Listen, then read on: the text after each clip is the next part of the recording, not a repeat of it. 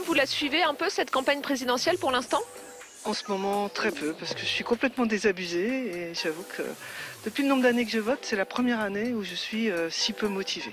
C'est une campagne complexe. Il vaudrait mieux travailler ensemble, plutôt qu'en ce moment se diviser dans des espèces de luttes partisanes qui ressemblent à rien du tout. Aujourd'hui, est-ce que vous vous sentez représenté par les hommes politiques français ? Non, je me sens pas représenté du tout. Il y a vraiment un écart entre ce qu'ils représentent, ce qu'ils veulent représenter pour la France et ce que nous on pense d'eux. Je trouve que le peuple n'est pas forcément écouté. Et là notamment, je trouve ce qui manque, c'est un manque de transparence qui est flagrant. Ils mangent tout dans la gamelle, quoi. En fin de compte, ils détournent tous un peu d'argent. Par rapport à la démocratie, je considère qu'on tout simplement on n'y est plus réellement. Méfiance, éloignement, soupçon de corruption. 9 Français sur 10 réclament un renouvellement de la classe politique. Entre hausse de l'abstention et vote contestataire, la fracture démocratique s'est installée durablement. Comment réinventer la politique ? Peut-on se passer des élus ? Et si les solutions venaient du local ? Dans cette émission, nous irons à la rencontre de Frédéric qui a déchiré sa carte d'électeur, Charles qui cherche à réconcilier ses administrés avec la politique et Léonore devenue porte-drapeau de la démocratie 2.0. Tous citoyens, tous présidents.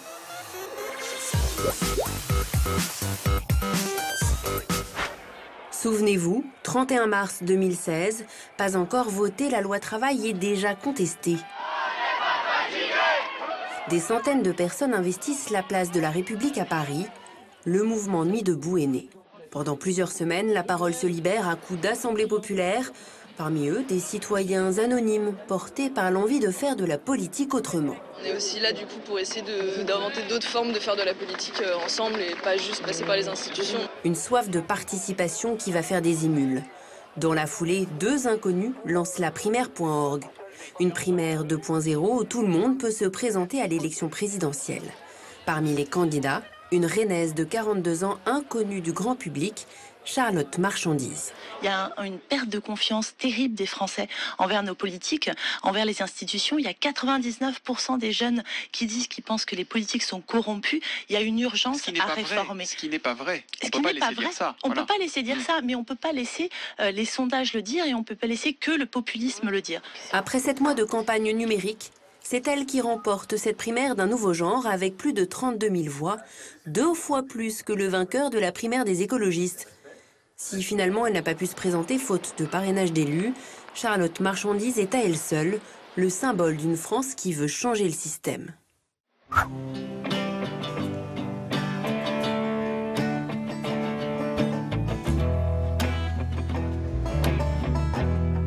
Pour rencontrer Charlotte Marchandise, il faut se rendre à Rennes, où cette citoyenne engagée partage son temps entre sa famille, son métier de formatrice et son mandat d'élu au conseil municipal. Charlotte, bonjour. Bonjour. Alors, une candidature citoyenne à la présidence de la République, c'est une candidature de plus ? On dit une candidature citoyenne, mais c'est aussi, je me positionne en tant que citoyenne candidate. Et je pense que c'est ce qui est encore plus important, c'est de dire je viens comme je suis, comme diraient les autres, de venir autrement qu'à travers une démarche de parti, de venir autrement qu'à travers qu'une démarche d'idéologie et de venir en apportant une nouvelle voie au niveau de la façon de faire de la politique, une voie qu'on invente jour après jour. Alors on a entendu en début d'émission ces citoyens qui n'ont plus confiance en les hommes politiques, pire que la démocratie fonctionne mal. Vous les comprenez ? Je les comprends et surtout, au national, il y a des gens complètement déconnectés qui n'ont jamais travaillé de leur vie, qui n'ont jamais envoyé un CV, qui n'ont jamais eu des difficultés financières. Et quand ils parlent de la réalité sociale des gens, le décalage est énorme. Charlotte, au fil des scrutins, les Français boudent les élections. En 30 ans, l'abstention a augmenté de 18 points. L'élection présidentielle semble échapper au désintérêt des Français. Le président, un homme politique à part, réponse en chiffres, c'est l'heure de certifier conforme.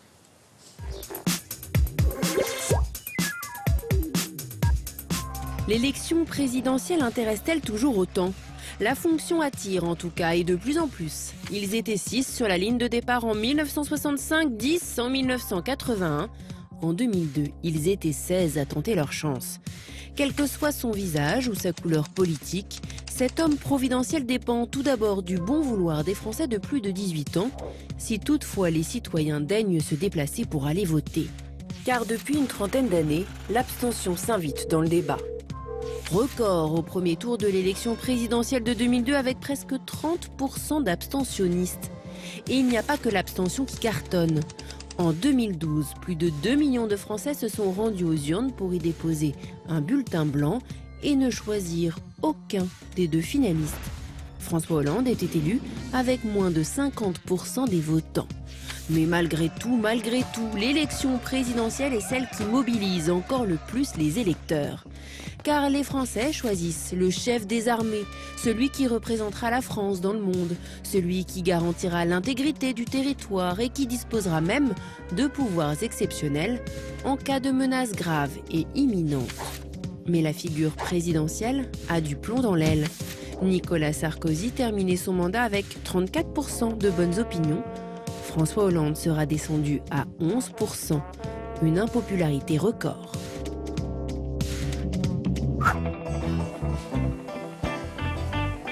Charlotte, un président de la République élu avec moins d'un vote sur deux, c'était en 2012 avec François Hollande. C'est le signe de quoi ? C'est le signe qu'il faut revoir les élections, qu'il faut revoir la démocratie. Une des urgences démocratiques, c'est déjà la reconnaissance du vote blanc, sa prise en compte et le fait de dire, si personne n'est élu, on recommence. Et tant mieux, on peut vivre sans gouvernement un moment, les Belges l'ont montré. En revanche, vivre sans confiance des citoyens et des Français, c'est plus problématique. Devenir officiellement candidate, c'est le parcours du combattant pour des petits candidats comme vous ?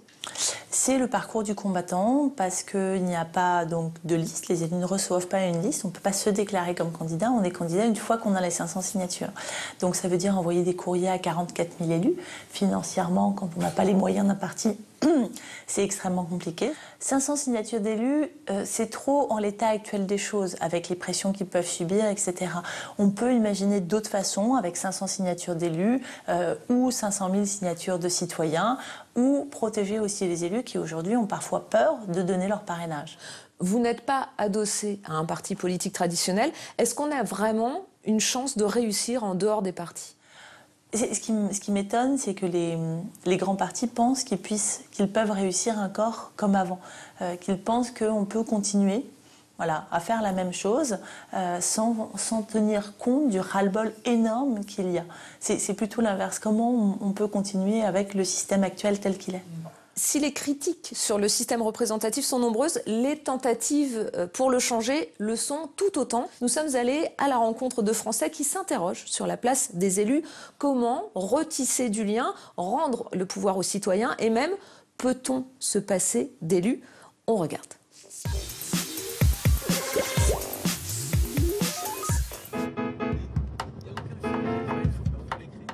Ils ne se connaissent pas, vivent dans des régions différentes. Mais ces trois hommes dressent un même constat, une démocratie rouillée, une crise de confiance vis-à-vis de la classe politique. Tout le monde a le sentiment que rien ne marche, qu'il y a une sinistrose un peu collective. On a compris qu'il y avait un rejet des politiques en général, parce que les citoyens n'avaient plus confiance. Être élu à notre époque en France avec ce système-là, ça ne peut pas fonctionner. Charles, du Nord, Frédéric, chacun réfléchit à la manière de renouveler le contrat démocratique. Et celle de Frédéric, architecte décorateur nantais, a été assez radicale. C'était en novembre 2015. Stop à nous, stop à eux. Il faut qu'on change de système.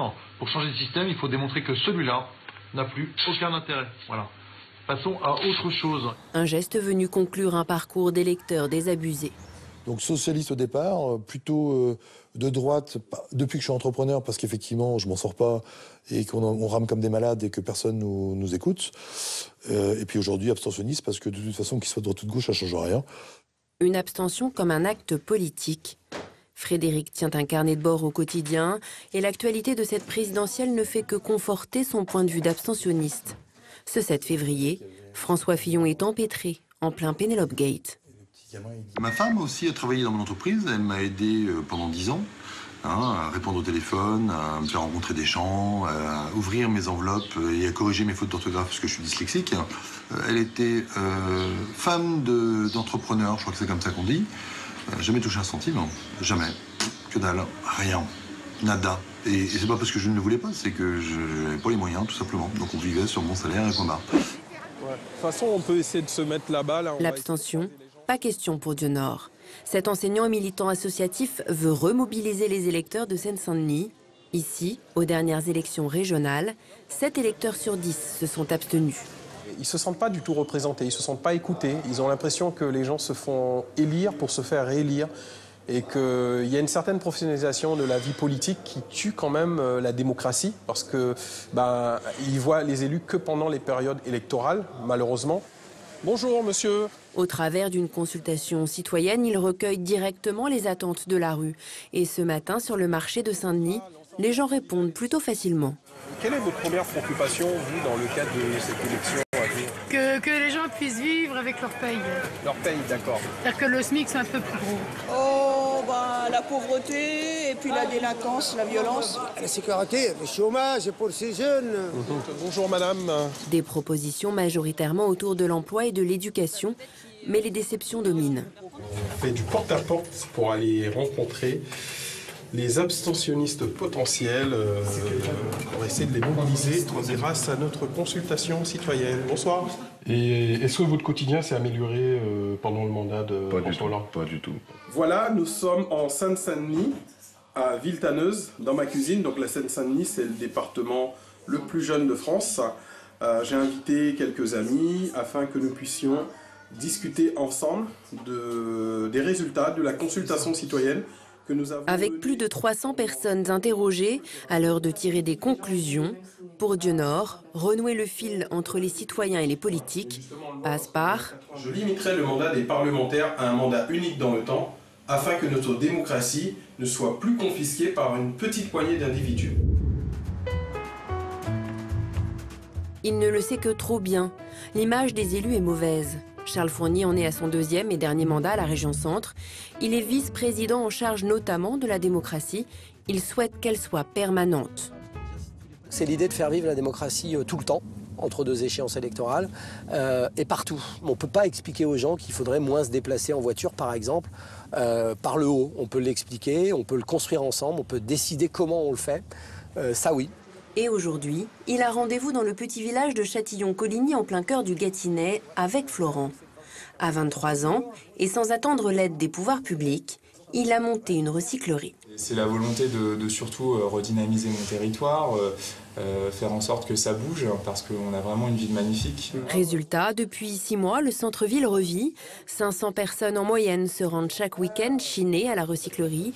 De nombreux objets trouvent une seconde vie, des bénéfices sont dégagés et un emploi à plein temps a même été créé. Finalement, des citoyens dans un territoire se disent il y a quelque chose à faire et arrivent à enclencher dans ce territoire un processus vertueux. On a entendu que c'était du lien social, que économiquement ça marchait, que ça créait de l'emploi, qu'il y avait autour de ça d'autres projets, qu'il y avait d'autres acteurs qui étaient connectés à cette initiative. Donc moi j'y vois quelque chose qui devance les politiques publiques et qui doit venir nourrir les politiques publiques de demain. Mais a-t-on alors encore besoin des politiques ? Charles en est convaincu. Pour organiser ces initiatives venues du bas, elles seront compilées par des panels de citoyens tirés au sort, puis soumises aux délibérations de l'Assemblée régionale. Une nouvelle façon de conduire l'action publique. Mais le renouveau démocratique soulève de nombreuses questions dont l'élu n'a pas encore toutes les réponses. Maintenant, j'ai aussi rencontré dans cette tournée, il faut aussi parler de ça, des gens qui mènent des combats, qui contestent, qui parfois perdent, sont désabusés, voire ont de l'aigreur. Et une des questions à se poser, c'est comment on intègre la contestation dans le processus démocratique, comment on la condamne pas. Et ça, c'est un des vrais sujets aussi qui est posé aujourd'hui dans la démocratie. Voici donc ses suggestions au futur président de la République. Si j'étais élu président de la République, ma première mesure serait de nommer un ministre au renouveau démocratique pour réenchanter la démocratie dans notre pays et de le doter d'un budget aux initiatives citoyennes pour reconnaître la capacité des citoyens à transformer le monde, à répondre aux défis majeurs devant lesquels nous sommes. Ce 24 février, Marine Le Pen, soupçonnée d'emploi fictif, refuse de se rendre à la convocation des enquêteurs. Elle est au-dessus des lois. C'est quand même incroyable que dans notre pays, on puisse, quand on est politique ou parlementaire ou ministre ou président, décréter que finalement on est au-dessus de tout ça et ne pas se soumettre à la même justice que tous les autres hommes de cette planète. Enfin, c'est juste dingue. Pour Frédéric, qui souhaite que le vote blanc soit pleinement reconnu, il faut donner un grand coup de balai dans la fourmilière politique. 1, 2,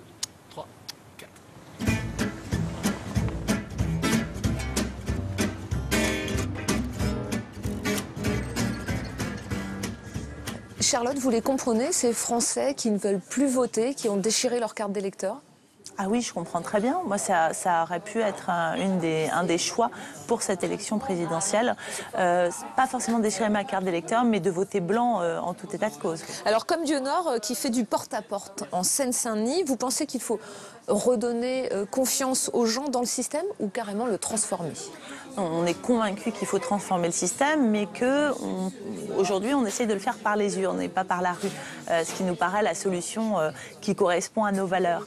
Pour cela, il faut expliquer qu'est-ce qu'on fera une fois qu'on y sera, comment on crée des garde-fous, comment on crée les conditions de rendre des comptes aux gens et de leur expliquer ce qu'on va faire. Il s'agit qu'il y ait des plateformes citoyennes où les citoyens ont le pouvoir et c'est eux qui l'exercent et les élus sont au service du pouvoir citoyen. Et oui, c'est évidemment possible, mais c'est un changement, c'est un renversement complet de valeurs. Une 6e République sans hommes ni femmes providentielles, c'est possible ? Une nouvelle constitution, sans hommes ni femmes providentielles, bien sûr. Une 6e République ou une première démocratie durable ou une seconde commune. À nous, ensemble, de le décider. Alors, je vais maintenant vous demander de réagir aux propositions des candidats en matière de démocratie.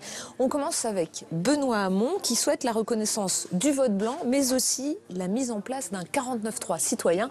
On l'écoute. Moi, je souhaite que les citoyens aient la possibilité, quand ils composent 1% du corps électoral, sous la forme d'une pétition, eh bien, d'obliger le Parlement, quand il vote une loi, à ce que cette loi soit soumise à un référendum. C'est ce qui nous donnerait une forme de respiration à la démocratie et éviterait qu'entre deux élections, finalement, l'exécutif, avec l'aide du Parlement, fasse à peu près tout ce qu'il veut. Je pense aujourd'hui qu'on a besoin de plus de démocratie dans notre pays et pas de moins de démocratie. Donner le pouvoir aux citoyens, c'est une bonne idée. Un petit peu plus de démocratie, ça ne me paraît pas tout à fait suffisant. Le 49.3 citoyen, oui, du moment que ce n'est pas un gadget qui permet de se donner bonne conscience.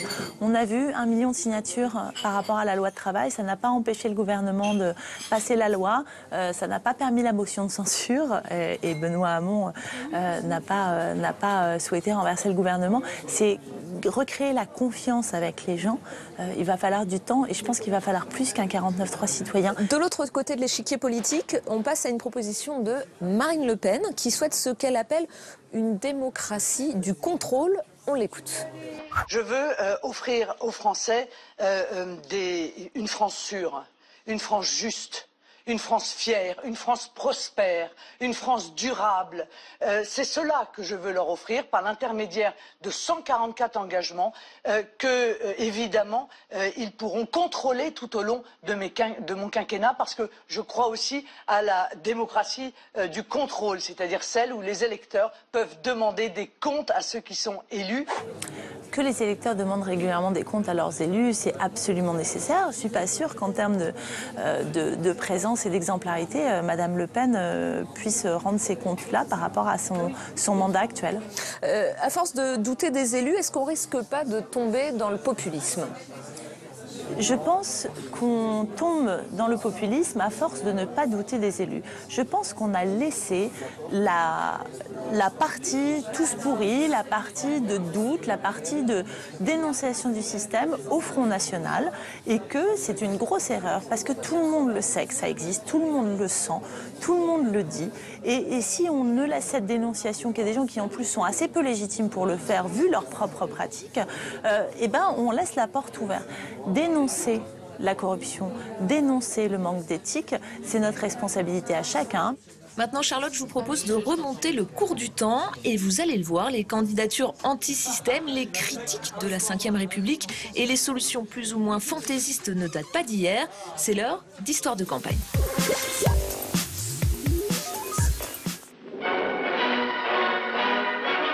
La France va reprendre le chemin des urnes. Les Français n'ont pas toujours été de bons citoyens. Et pourtant, au fil des élections présidentielles, les Français ont eu le choix entre de multiples candidats. C'est la signature en 26% qui n'ont pas dit mot. Soit parce que ce jour-là, la campagne semblait plus attrayante que le bureau de vote. Soit qu'un incident imprévisible les détournait du droit chemin. Il rêvait de réenchanter la politique.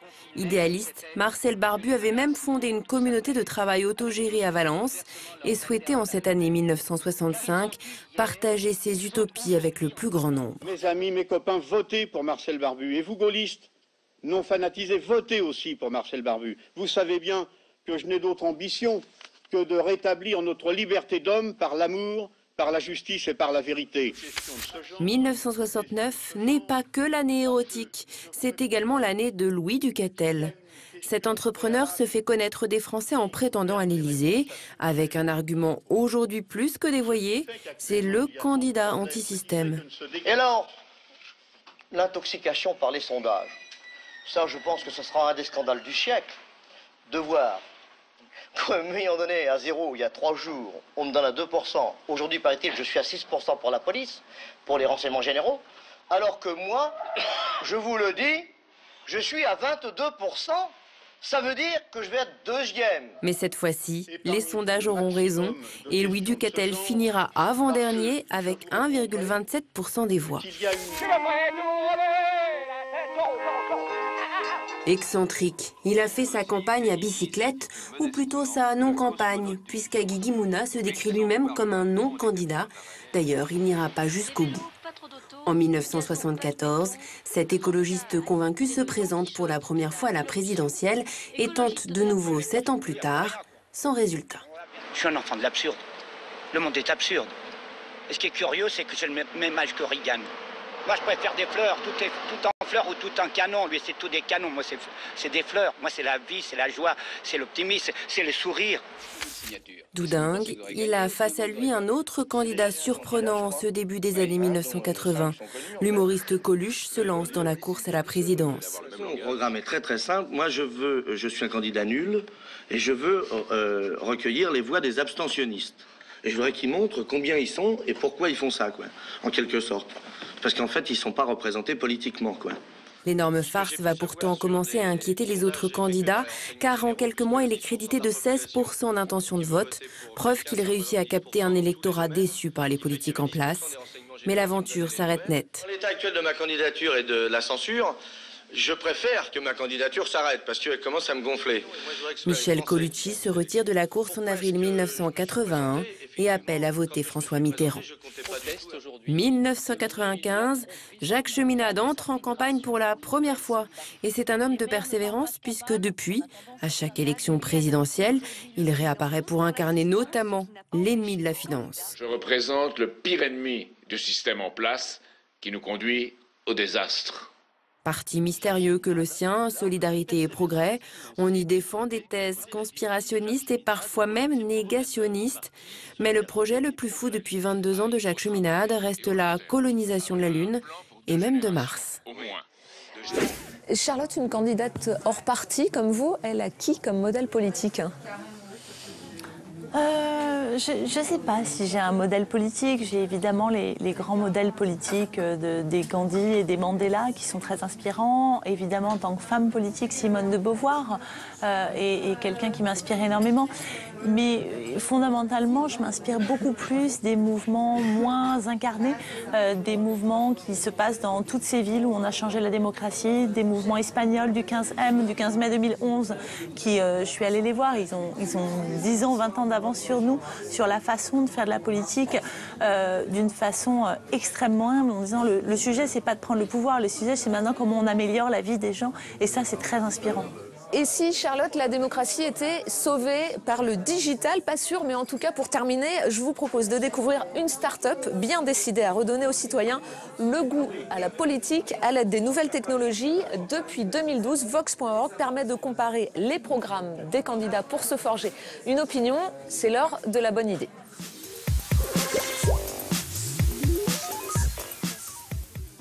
En mai 2016, plus d'un jeune sur deux n'a pas prévu d'aller voter à la présidentielle. Une jeunesse connectée mais souvent peu politisée. Pour les mobiliser, Vox.org a créé la boîte à outils du citoyen, un site internet pour s'informer en moins de 5 minutes sur l'élection présidentielle, comparer les programmes des candidats et même les interpeller.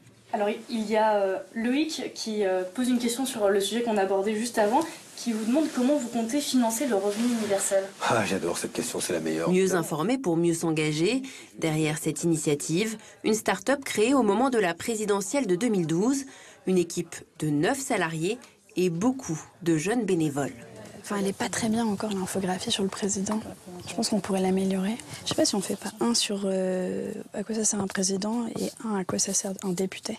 Ce dont on est parti, c'est un peu du constat de se dire aussi que si tu t'occupes pas de la politique, de toute façon, elle va s'occuper de toi. Donc, c'est quand même ça qui régit nos vies. Nous, ce qu'on dit, c'est qu'au lieu de regarder la politique en se disant, bon, bah voilà, on va rien pouvoir changer dans tous les cas et c'est pas ce qu'on veut, bah dans ce cas-là, allons-y, changeons-le et faisons de la politique ce qu'on aimerait qu'elle soit. La plateforme libre et gratuite s'est déjà penchée sur 26 élections dans 19 pays. Plus de 4 millions de personnes ont utilisé le comparateur. Oui, mais il faut que ça leur apporte quelque chose aussi. C'est pour ça que tu vois, je me disais, si jamais c'est un triptyque. Cliquer, mais aussi se rencontrer. Chez Vox, on organise des ateliers ouverts à tous pour parler politique. Ce que je vous propose, c'est de vous lever et d'aller choisir un papier ici. Juste un papier, vous verrez celui qui vous parle le plus. Et compléter la phrase. Ma phrase, c'est cette campagne me révolte parce que j'en peux plus d'entendre des gens qui disent qu'ils vont voter pour moins pire. Chaque semaine, Charles anime ses tables rondes. 2 heures pour décrypter, débattre et sortir des clichés désenchantés. Moi, je trouve que c'est hyper important de voter et en fait, je trouve qu'on n'est pas du tout assez éduqué sur ce que c'est que la politique, sur en effet rien que gauche-droite. Bon, après, on a, comme ce qu'on disait tout à l'heure, on a des stéréotypes et des choses comme ça, mais on n'est pas du tout éduqué à la politique. Moi, j'irais voter parce que le système me laisse pas le choix. Mais si le vote blanc était pris en compte, j'aurais voté blanc. C'est sûr qu'il y a une envie de s'engager et d'avoir un avis sur le futur de la société. Chez les jeunes, ça depuis toujours. Et c'est vrai que le cliché d'une jeunesse apathique qui s'en fout de tout me paraît absurde et vraiment faux. Et voilà, donc il y a de l'espoir, c'est sûr. Et pour montrer que les jeunes comptent, l'équipe de Vox parcourt la France jusqu'au 19 avril. Objectif, recueillir leurs propositions pour les soumettre au futur président de la République. Charlotte, en quoi les nouvelles technologies, vous pensez, peuvent faire bouger la démocratie ? Les technologies de l'information sont au service de la révolution de la démocratie.